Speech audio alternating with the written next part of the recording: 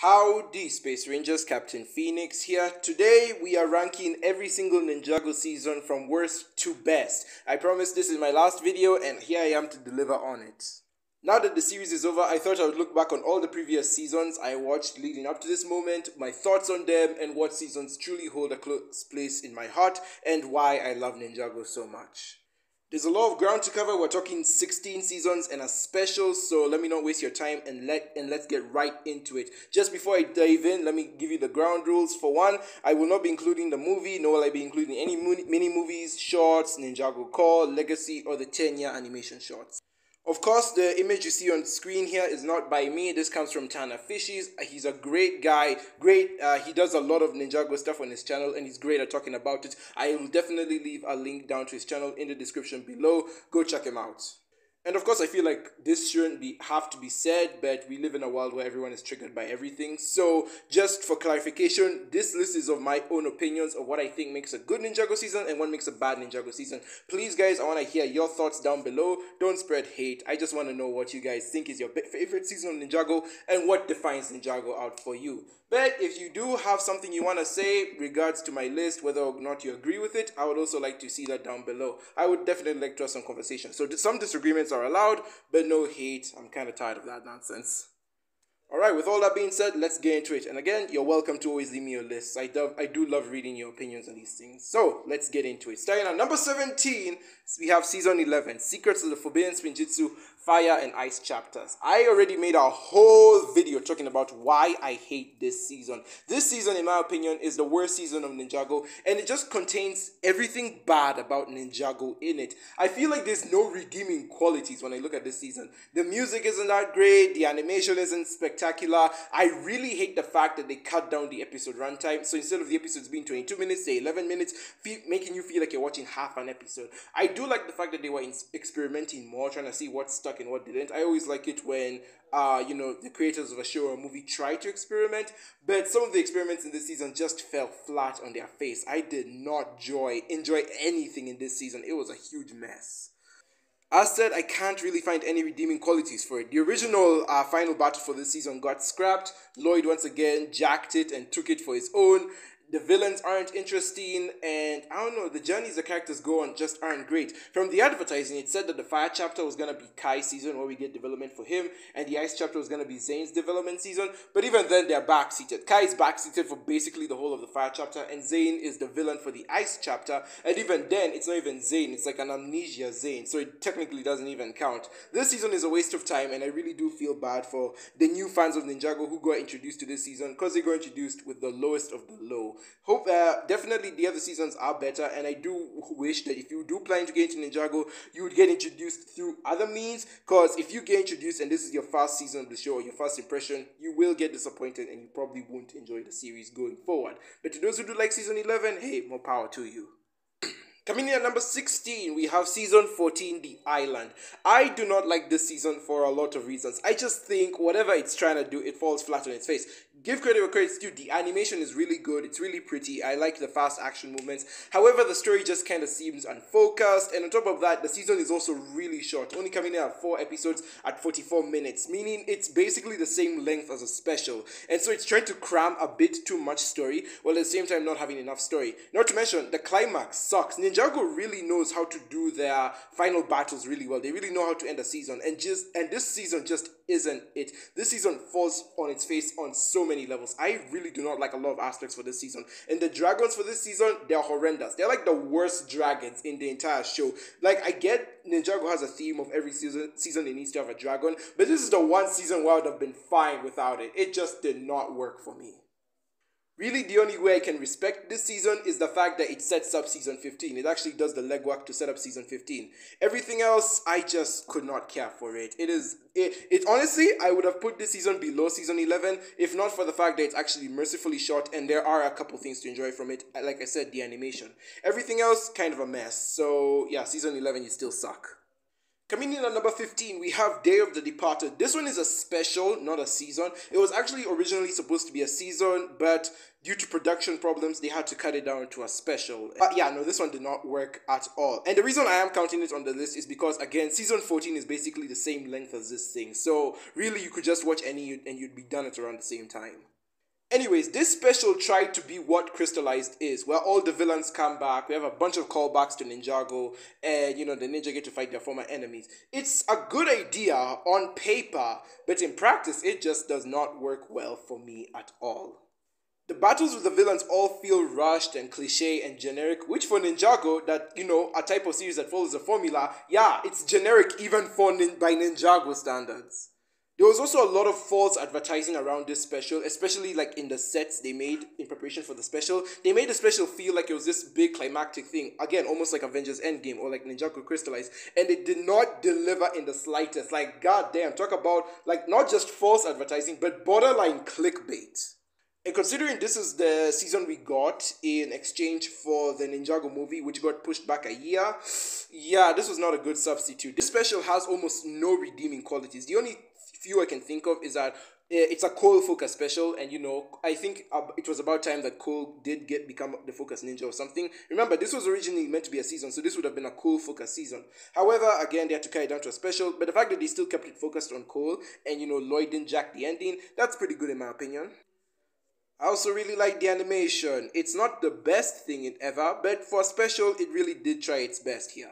Otherwise, I can't really think of much that saves this special. Oh, Moro though. I really like how they handled Moro in this. He didn't come back for revenge, and his character arc also wasn't really ruined from where he ended in season 5. He's actually kind of handled well, and the way he decides to go back and die in the end is also pretty honorable. Like, aside from that, I'm like grasping for straws here. Day of the Departed is just kinda there.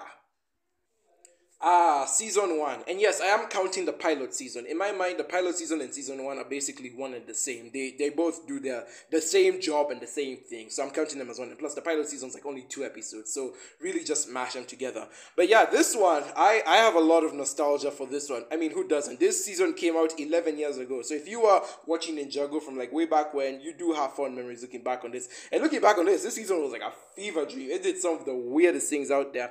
But it's still really enjoyable. I still think it holds up to this date. There's a lot of fun moments from it, and I really like how they build up the main cast of Ninja. And remember, these are the building blocks for what the show was yet to become. This show was the starting point for everything we got afterwards. So I think we owe a lot to this first season, and the fact that it still kind of holds up after all these years definitely deserves our respect. However, just because I'm nostalgic for it does not mean I am gonna be biased. This season definitely has a lot of problems. The animation is not that great. It follows a very dumb formula that shows from the 2010s would follow. And honestly, it follows the formula so closely that I'm actually surprised the show wasn't cancelled after season 2. Like, the fact that this show lived on after season 2 is a miracle to me, considering how much like the other girls it was during the time. But again, this season was the building blocks for the series we would all come to know and love, and basically everyone watched this first season. Fans dropped out of the show as the years went on, but if there's one thing Ninjago fans and normal people like the general audience can come together on, it's at least this season, the very first season. Some, maybe to an extent even season 2, but when it comes down to it, it was season 1 that brought everyone together.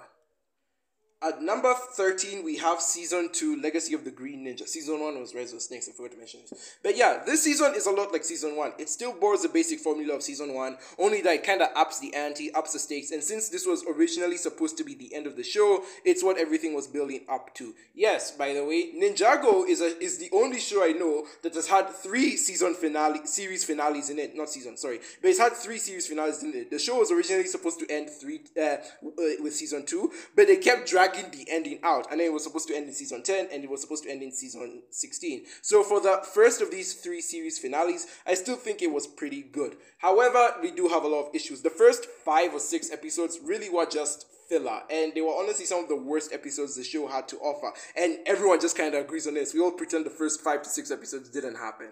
And this is a theme I've noticed happening with the Ninjago writers, is that they're like allergic to writing part 1s. They know how to do a part 2 and to do a finale well, But when it comes to writing part ones, it's like they struggle to find their footing. And honestly, same. I just cannot blame them. Writing a beginning is so hard. However, for this season, the ending really did stick the landing. The back half of this season is so good that it basically just carries the season and makes it better than everything else on the list. The original final battle is something that is so iconic and just so beloved, even to this day when we had other versions of the final battle. It's something that everyone remembers dearly. And honestly, for a 2010 show, I think the main secret that carried Ninjago, especially through season 1 and 2, is the amount of plot twists it had. Other shows would just kind of follow the formula, and Ninjago was indeed married to that formula, but the fact that it at least tried to have plot twists did carry it out in the end. And it's something I do think season 2 had as well, where we all thought Lloyd was going to fight Garmadon, then instead he ended up fighting the Overlord. And the way these villains are built up is also very impressive.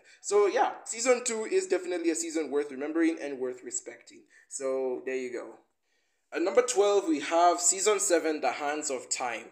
Now, there is a lot to talk about when it comes to the season, but I'm going to try to keep it as short as possible. For one, I know this season went through production hell. It was bad. Like, not only was the movie coming out at around this time, but we also had that drama with the Day of the Departed. And not to mention, this season was originally meant to be a completely different season entirely. So I can't imagine the rewrites they had to do so they could fix this season and somehow make it the way it was. And trust me, I understand these people. I kind of feel where they're coming from, understanding the production hell this season went through. But still, even through all the drama it went through, there is still some quality in this season. Some quality does shine through. However, the problems also peek through the cracks, and you can definitely tell something is off with this season. Even before when I was like back when I was a kid, before I was deep into knowing what goes on in the writer's room, I knew there was something off with this season. We just came off the high that was season 6. Yet something about this season felt off, and even the animation just isn't right. The animation quality definitely took a dip, and it shows, because season 6 still looks a lot better than this one, and it kind of leaves you wondering what exactly happened. So I know that there was a lot of drama with this season, and I don't really fully blame it for that. And you could tell that they were trying with the best they could, which is why this season is actually as high as it is on this list. It's because they really were trying their best. Unlike season 11 or season 14, where they just kind of had all their resources at their disposal, they still made crap. With this season, you could tell that they were trying with the best they had, and still some quality was able to come out of it. The action in this season is really good. I love the lore they injected into the Ninjago universe. The finale is great as always. And for the first time ever, it's a duo season where 2 ninja are the main focus. I don't think this has ever happened and before or after this season in Ninjago. So this season is also unique in that right. And we also have Golden Hour. Golden Hour is a legacy short, which 10th anniversary short, which as I said I won't talk about. But to me, I personally consider it canon. And if you add it to this season, it makes it so much better. So yeah, it's a deeply flawed season. However, I don't really fully blame it. If it had more time to cook, or if they stuck with the original season 7 concept they had, I really do believe this would have been higher on the list. At number 11, we have season 15, Seabound. This season has dropped a lot since the last time I did a Ninjago ranking list. I think last time it was like 6th place. Well, now it's in 11th place. Talk about a dip in quality. But yeah, looking back, this season isn't as great as I thought it was. I do love the ending. Everyone loves the ending of this season. However, this season does suffer from what the other Wild Brain seasons suffer from, and that's a pacing issue. And that's due to the episodes being cut in half. I already talked about why I don't like the fact that the 22-minute episodes have been cut down to 11 minutes, but it really does show through here. There is a huge pacing problem. However, the animation is very stellar. I love the underwater world, and of course, I do love Nia's sacrifice in the end. It's very touching and very nice. There's a lot of build up to that, and thanks to season 14's build up, this season feels a lot better. However, I cannot overlook the glaring problems with this season. Again, not just its pacing problem, but also it just borrows season 1's formula again. Granted, it at least tries to make that formula work, unlike season 11, which just shamelessly borrowed the formula. But yeah, season 15 is basically just a one-for-one comparison with season 1. There's almost no difference, and that does drag the season a bit down for me. If they tried to change it up, I probably would be more impressed, but as it stands, even the amount of lore they put into this season to make it slightly different just does not work for me. Coming into the top 10, we have season 8, The Sons of Garmadon. I've already expressed my thoughts on this season many a times, but to break it down, I thought this season was way too much change, way too fast. I was not a huge fan of the character design changes. I am now obviously good with them. I've warmed up to them and I'm seeing them as the status quo. But before, I just did not like them. I did not like the weird change in the story this took, because the original season 8 was supposed to be a continuation of season 7. This season 8 just even forgets season 7 happened, and it was really frustrating. However, some pros I do give is I do like the animation. The animation is really pretty, one of Ninjago's best animated seasons. I do like the story they're going with. Before, I wasn't a huge fan of them bringing back Gamadon. Now that I've warmed up to it, I'm okay with it. I'm not a huge fan on Harumi being the villain. As I mentioned, I'm not a huge Harumi lover. I just found her to be suitable. I do think she did her job well, and she's a pretty good villain. Not the best, but pretty good. But yeah, when it came to how certain characters were handled, I am not a huge fan of that. Kai post season 8 just is not the same to me. I like hashtag bring back former Kai, bring back pre-season 8 Kai or something. But yeah, as it stands, this is the weakest of the Oni and Dragon trilogy to me. I do feel like the other two seasons definitely got a handle of things better when they found their footing. I do think this season, at the very least, works well as a buffer for the other two seasons and for the future of Ninjago, by at least trying to find its footing. And you know what? It kind of found its footing pretty well and early on, so I can't be too mad at it for that.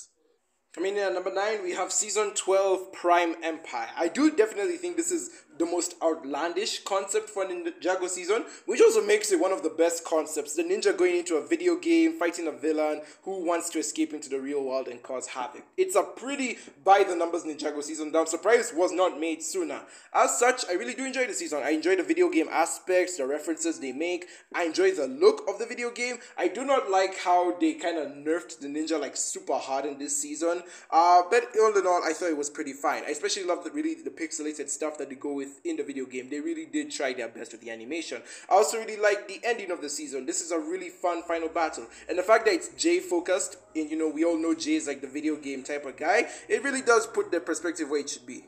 I also love the video game characters such as Okino. I kind of like Racer 7, especially with Season 16. I am warming up to her a bit more, but I'm not fully there yet. And what is with the Karen haircut? Could somebody explain that to me, please?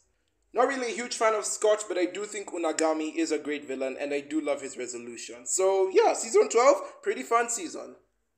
At number 8, we have Season 10, March of the Oni. This is the finale of the Oni and Dragon trilogy, and I gotta say, it's a pretty good finale. I have warmed up to this season over time. I definitely do think that back when I was criticizing it, I was a bit too harsh on it, mostly because it's a really short season, so all of its problems are kind of close to each other, unlike the longer seasons like Prime Empire, where its problems are more sparse and, you know, few and far between. So with this season, I really do enjoy it. I definitely do think that episode 3 still is the lowest point of this season. And mind you, this season's only 4 episodes, yet they still had time to find a filler episode. Like, huh? But regardless, I still think the Oni are pretty good villains. I just found it too long to reveal them. I definitely do think we should have seen what a true Oni looks like early on, like in episode 2. Waiting like 2 or 3 episodes to see them was too long. However, episode 4 is a spectacular episode, and that is one of my favorite Ninjago episodes of all time. If not like my favorite, probably. It's probably like in top 3. I definitely do love the final episode, and the fact that it's Ninjago's 100th episode just means so much to me. And honestly, they could have ended the series here. If we did not get a season 11 through 16, this would have been a perfectly fine ending. Obviously, as you guys know, I think season 9 is better, and that's definitely the best part of the Oni and Dragon trilogy. But for what it is, I definitely do think that this season is a very strong one, and it can stand on its own, or at the very least stand as a good series finale to the series. That's one series finale. That's 2 series finales down, 1 more to go.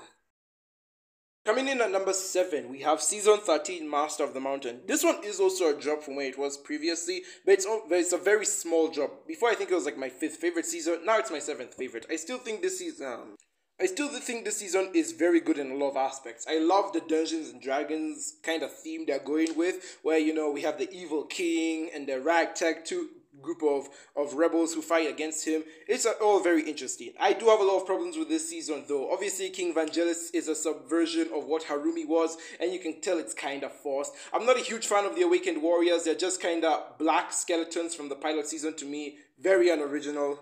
Like, I just found them very underwhelming. I'm also not a huge fan of the Upply. However, I am a huge fan of the 2 dragons we got to see in this season. I obviously love Cole's backstory, his mom's backstory, and I obviously like the Spinjitzu burst at the end. Again, Ninjago really knows how to make a finale good. I also really like how we gave Wu more development in this season. Other TV shows would have killed off Wu by now because we all need a mentor to die. But the fact that the show still finds a way to keep giving him development, just really good writing overall. So yeah, definitely not my favorite season, but it's still a hell of a good season. At number 6, we have Season 3 Rebooted.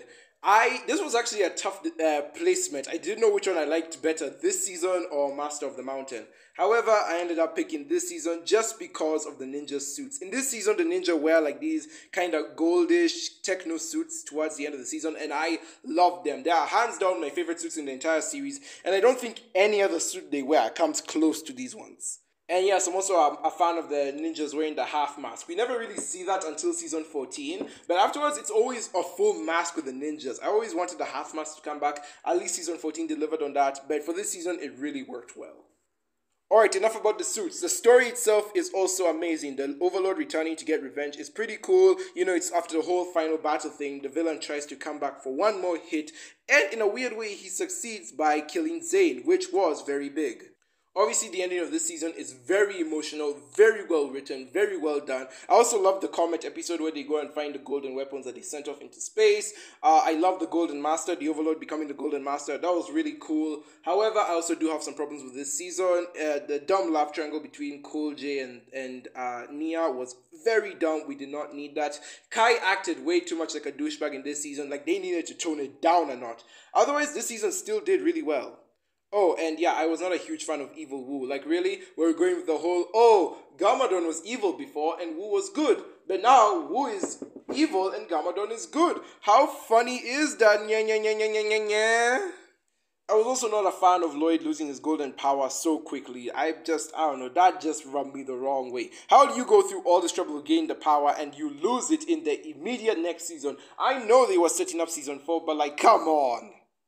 But I still do love Zane and Pixel's love story. It's very cute, very sweet, and the fact that we still get to see it grow even to the last season is just so nice. So yeah, despite all of those complaints, I still think this is a fun, well-written, and well-delivered Ninjago season that has a lot of story to it, and of course, ends very emotionally and with a lot of heart. Coming into the top 5, we have Season 4, The Tournament of Elements. This season is really good.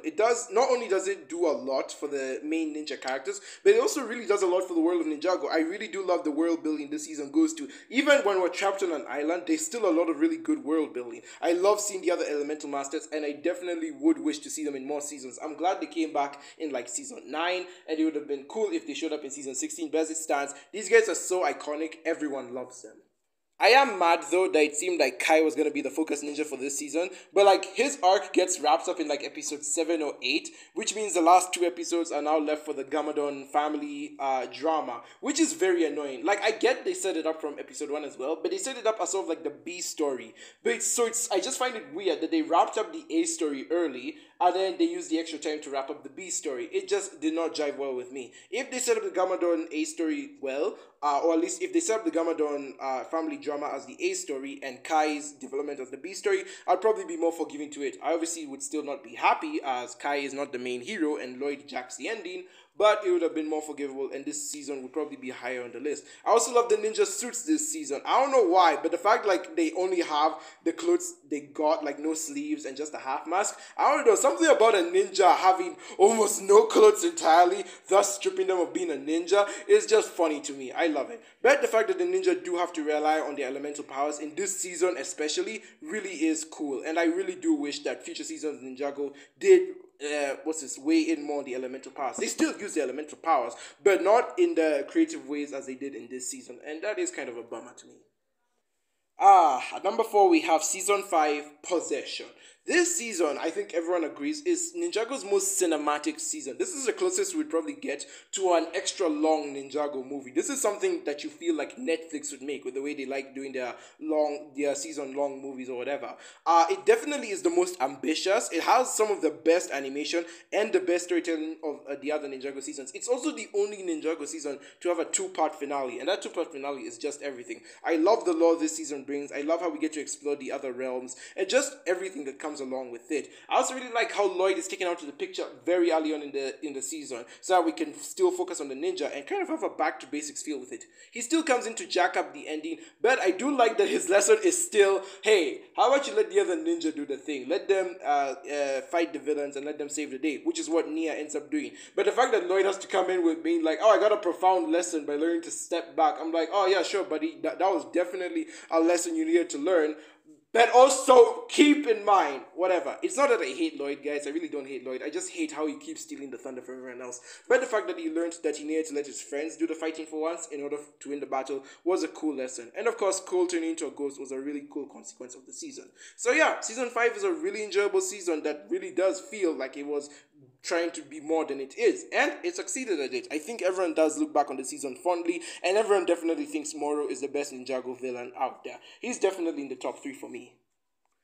Ladies and gentlemen, it finally happened. Coming in at top 3, we have Season 6, Skybound. For those who have been fans of my channel, you all know Skybound was my second favorite Ninjago season. However, it got dethroned. It got booted to 3rd place. Oh, the horror. I still think this season is a masterpiece. Because mind you, the first 2 seasons, or not the first 2 seasons, but the number 1 and 2 spot on my list, like the 2 best Ninjago seasons in my opinion, are seasons that kind of brought my Ninjago fantasies to life. These are seasons that kind of took ideas I had for fan fictions or what I ever wanted to see in a Ninjago show and made them canon, which is why they're close to my heart and at the top of the list. This season, however, is not based on any Ninjago fantasy of mine, and the fact that it is as good as it is speaks volumes. I really do not think that the praises of this season have been sung enough. Season 6 of Ninjago is so good, and the fact that they're fighting a genie and they have so many basically possibilities they could go with that, where each ninja makes a wish and this wish could either improve the situation or make it so much worse, is so cool. And even Nadakhan, when he collects their like souls so he can put it in their blade and steal their powers, it's such a good concept. I love how Nadakhan becomes stronger and stronger as the characters get whittled down and they are forced to make wise decisions and wise wishes. Like, it really is a mind game with Nadakhan and Ninja. Not only is he powerful, but he's also very smart. A lot of people don't like this season because at the end of it, everything essentially gets reversed and only 2 people remember what happened. But you know what I gotta say to that? At the very least, 2 people remember it, unlike Troll Hunters where only 1 person remembers it, and they screw up the entire season. This season actually justifies itself by being reversed, as not only was it something that was built up previously, but also reversing everything essentially was the only way to fix the story. Because if they didn't reverse the effects of this season, the show would have gone a completely different direction.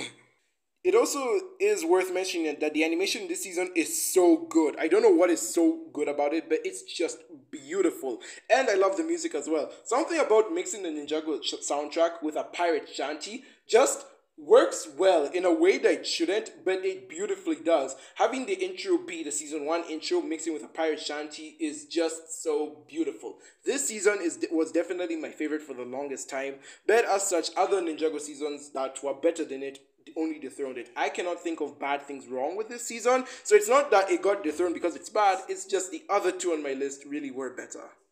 Coming in at number 2, we have Ninjago Season 16 Crystalized. This almost made it to the number 1 spot. However, I did have to talk myself down. The reason it's so high on this list is because I'm still kind of coming off that Crystalized high. I'm still, coming off the hype of this season. I really do think it's a good season, and I really do think it ended well. However, I do have to hold myself and say it's really not at the number 1 spot.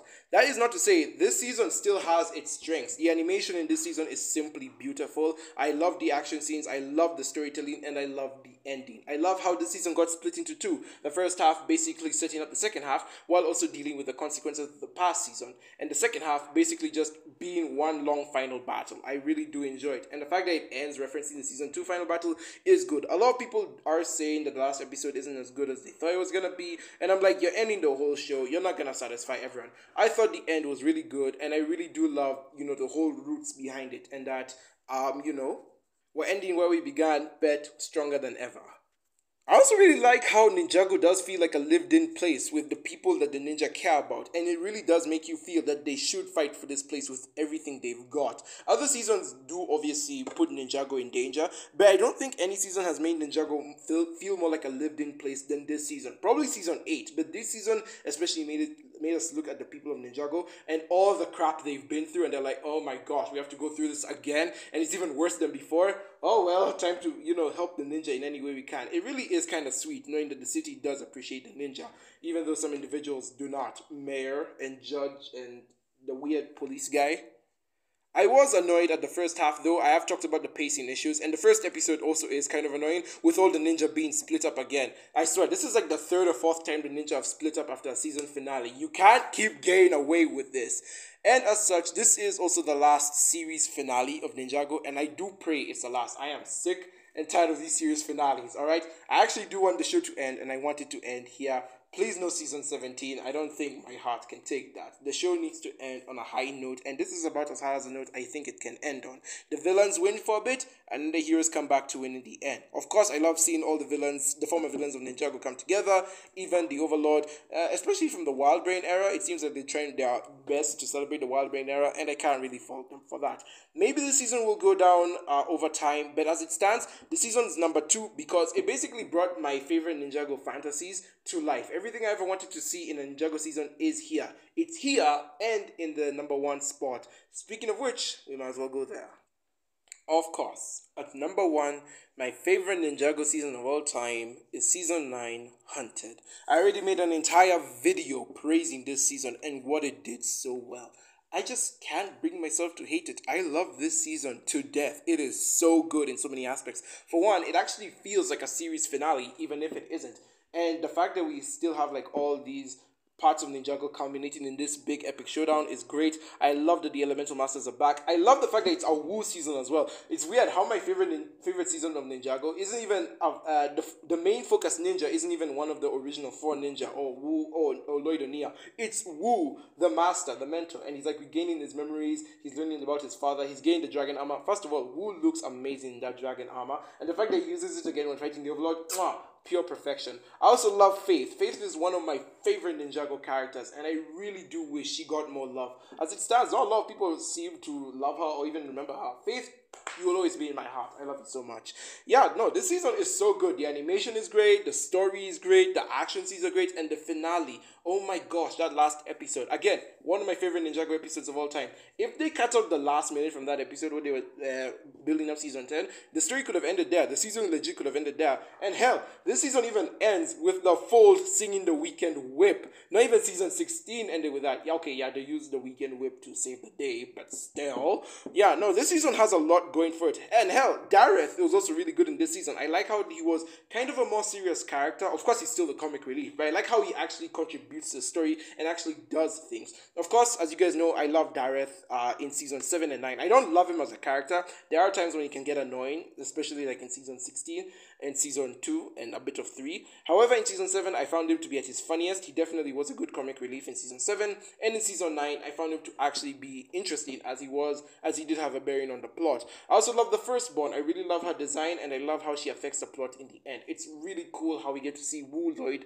and the Firstborn fight Garmadon. Again, a really great season with a really great ending. And of course, I even liked how Harumi died. Very poetic, but of course, they had to bring her back. I'm not upset that they brought her back. I'm just saying I really liked how she died, and it would have been great if she did stay dead. But as it stands, I really do like the season. I really enjoyed it. A lot of great character moments for each character. I feel like each character actually got their own chance to shine in this season. Kai got to fight the Oni Titan and use the chain to like trip it. Cole got to raise Wu. Jay had to believe in himself again and create an invention that would help him. Zane, what did Zane do again? I forget what character arc Zane went on in this season. Of course, Lloyd had to learn how to hold out for his friends and of course believe in them to save the day, and of course they did.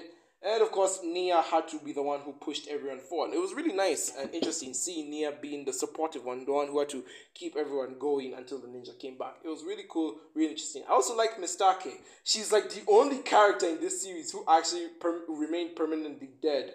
How funny is it that it's a side character who remains permanently dead? Oh well. But as it stands, guys, yes, those are all the Ninjago seasons ranked worst to best, including Day of the Departed, the special, of course. And yeah, please leave your thoughts on the Ninjago seasons down below. Tell me what's your favorite season, what's your least favorite season. If you don't want to type out the whole list, if you do want to type out the whole list, please, I would love to see it down below. I definitely am interested in what you have to say and why you think those seasons line up the way they are. Or again, why your favorite season is your favorite, or why your least favorite is your least favorite. Without further ado, guys, that will be the video from me. I don't know if I'll be doing another one of these again, especially even because like the series is over, and I probably won't even do one when Ninjago United or whatever comes out next year, as it's not tied to this series, so ranking it among these just doesn't seem fair. Alright, I've been talking too much, so I'm gonna leave now. Thank you guys so very much for watching. Be sure to like if you like, subscribe if you haven't already, hit that notification button to have a team, slap a cow, and of course, be sure to travel the universe and stay safe. I'm Captain Phoenix, and with that, I will see you in another universe. Goodbye, my Rangers.